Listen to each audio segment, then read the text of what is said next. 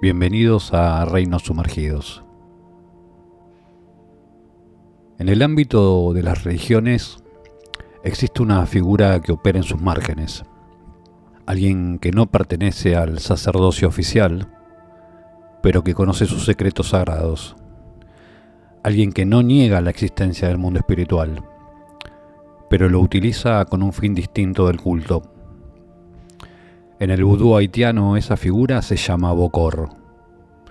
Es el especialista que trabaja fuera de la ley ritual, sin estar contra ella. El encargado de aquello que la religión no puede admitir públicamente, pero tampoco eliminar. El Bokor ocupa, dentro del vudú, la zona de sombra que rodea al culto legítimo, mientras el Houngan y la Mambo ofician el servicio a los espíritus dentro del marco comunitario. El Bokor realiza operaciones individuales, privadas, a pedido. No conduce celebraciones litúrgicas, sino que realiza trabajos puntuales por encargo. En la cosmología vudú, los Lua son potencias espirituales con agencia propia y vínculo específico con cada linaje o comunidad. El sacerdote los sirve, pero el Bokor los invoca de otro modo. No se presenta como representante, los convoca, negocia con ellos y en ocasiones los constriñe.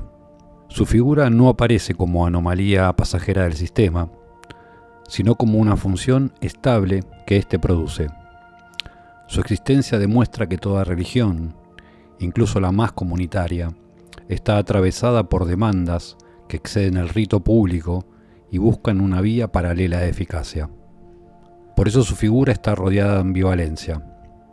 Se lo respeta y se lo teme, se lo rechaza y se lo consulta, se lo acusa en nombre de la moral y se lo invoca cuando la moral no puede resolver. El Bokor puede proteger, curar, pactar, dañar, desviar, abrir caminos o cerrarlos. Su poder no proviene de la autoridad divina, sino de la capacidad técnica. Saber qué ofrenda, qué lugar, qué palabra, qué espíritu y qué precio requiere una operación eficaz. El sacerdote media entre humanos y espíritus. El Bokor interviene entre los espíritus y los deseos que no encuentran resolución pública. Incluso la zombificación, un aspecto del vudú que luego fue transformado en leyenda por el mundo hollywoodense, pertenece a ese territorio límite que el Bokor ocupa. En el contexto haitiano, hacer un zombie significa reducir a una persona viva a un estado sin voluntad ni identidad, separándola de su principio espiritual. Esa práctica no forma parte del culto oficial, ni expresa una doctrina del vudú. Es una técnica marginal, temida y reconocida, que solo un Bokor puede llevar a cabo. El Bokor recurre a esa práctica porque su campo de acción incluye lo que la religión comunitaria no puede asumir abiertamente: intervenir sobre el alma de una persona, controlar su conciencia o manipular el límite entre cuerpo y espíritu. Este carácter fronterizo vuelve al Bokor una figura persistente. Seguiría existiendo incluso si se borrara su nombre, porque cumple una función simbólica universal. Donde una sociedad define qué prácticas son legítimas, genera también un territorio donde se concentran las acciones que no pueden ser asumidas públicamente. Las fronteras no suprimen lo que excluyen, lo reubican en otro lugar. El Bokor existe porque hay un límite, y ese límite necesita a alguien que opere del otro lado. Por eso el Bokor se presenta como el complemento oscuro del sacerdote. Representa la dimensión no regulada del mismo universo simbólico. La magia agresiva, la zombificación o la manipulación de espíritus sin mediación comunitaria no pertenece al exterior del sistema religioso haitiano. Forma parte de su borde operativo, donde se acumulan las demandas que el culto oficial no puede procesar sin perder su equilibrio.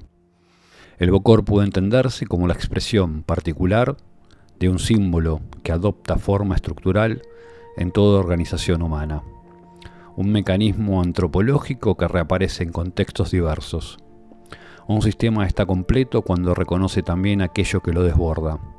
Lo que queda fuera del orden explícito se reorganiza en la sombra. Desde esta perspectiva, el Bokor funciona como recordatorio de que toda comunidad tiene un umbral donde lo necesario y lo prohibido se tocan.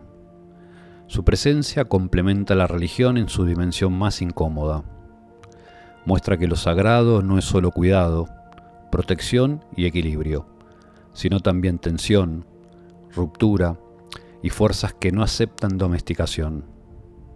Esa misma estructura aparece también fuera del vudú. En otras tradiciones surgen figuras que ocupan posiciones equivalentes en los márgenes del culto. La figura del Bokor del vudú haitiano forma parte de una constelación universal de operadores liminares. El brujo campesino europeo, el Cunning Man inglés, el Ganga bantú que actúa por encargo, el curandero andino que trata dolencias que el médico oficial no explica, o incluso el medium espiritista del siglo XIX, que comunica a los muertos sin pertenecer a ninguna iglesia, son algunos de estos ejemplos. Ninguno de ellos representa la totalidad del sistema religioso. Representan su punto de fuga, el lugar donde se atienden demandas que la estructura visible no puede absorber sin negarse a sí misma. El sacerdote oficial, sea cristiano, yoruba, grecorromano o buduizant, administra la continuidad. Mantiene el vínculo legítimo entre la comunidad y lo divino. Repite los ritos que sostienen la estabilidad social. Pero siempre existe un excedente de necesidades, miedos y deseos que no pueden ser ritualizados públicamente. Allí entra en escena la figura liminal. El brujo europeo no niega la iglesia. Opera donde la iglesia no puede intervenir sin contradecirse. El Cunning Man no niega la Biblia. Usa salmos para curar enfermedades y revertir hechizos. El Ganga no contradice al sacerdote del linaje. Trabaja cuando la justicia ancestral no alcanza. Todos ellos existen porque el mundo simbólico tiene zonas que el dogma no cubre. Y esas zonas no desaparecen solo porque se las declara ilícitas. En términos antropológicos, lo que une a estas figuras no es solo el recurso a técnicas no institucionalizadas, sino su posición. Mediar entre lo que una sociedad declara legítimo y lo que esa misma sociedad necesita, pero no puede asumir públicamente. Funcionan como estabilizadores de la tensión simbólica que toda comunidad genera en sus bordes. La modernidad no eliminó esa función, sino que la desplazó. En contextos contemporáneos, la función que cumplía el Bokor reaparece en especialistas que operan por fuera de los marcos oficiales, ya no en el campo religioso, sino en el psicológico, el político o el económico, por ejemplo. El psíquico televisivo, el hacker contratado en secreto, el consultor informal que arregla lo que el sistema jurídico no resuelve, el médico alternativo al que se acude cuando la medicina académica declara un caso perdido, cumplen la misma lógica estructural. Proveen soluciones donde la estructura formal ya no puede intervenir sin quebrar su propia regla. La diferencia es de medio y de vocabulario. El Bokor trabaja con Lua, el operador clandestino del siglo XXI con información, redes, influencias o diagnósticos no oficiales.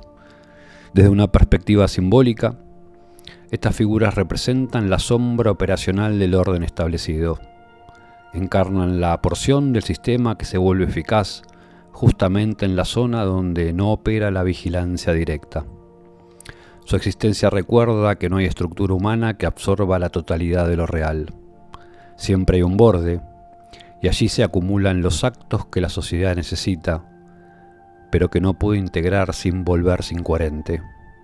Cuando una religión prohíbe ciertas formas de pacto con lo invisible, alguien debe seguir realizándolas para que la prohibición sea completa. Cuando un Estado define qué medios son legales, alguien debe operar fuera de ellos para que la ley funcione.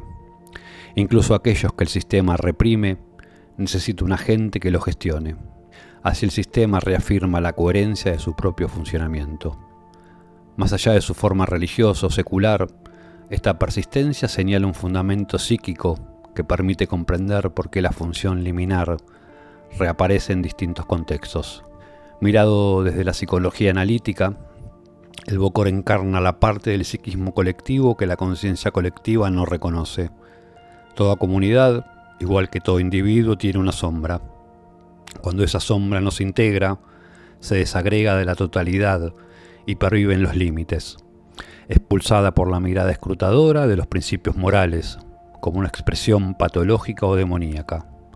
Pero en sí mismos, estos aspectos ocultos no describen una deformación, sino los fragmentos excluidos de una totalidad escindida.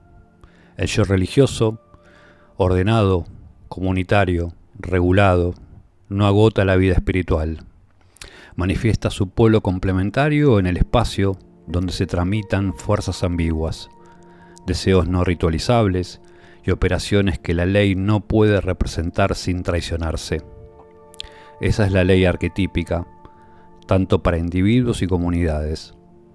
Mientras se cinda la totalidad, persistirán separados los aspectos de luz y de sombra.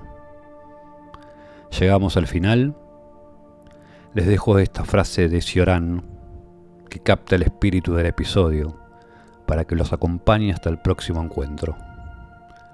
La frontera es el lugar donde las verdades se desvanecen.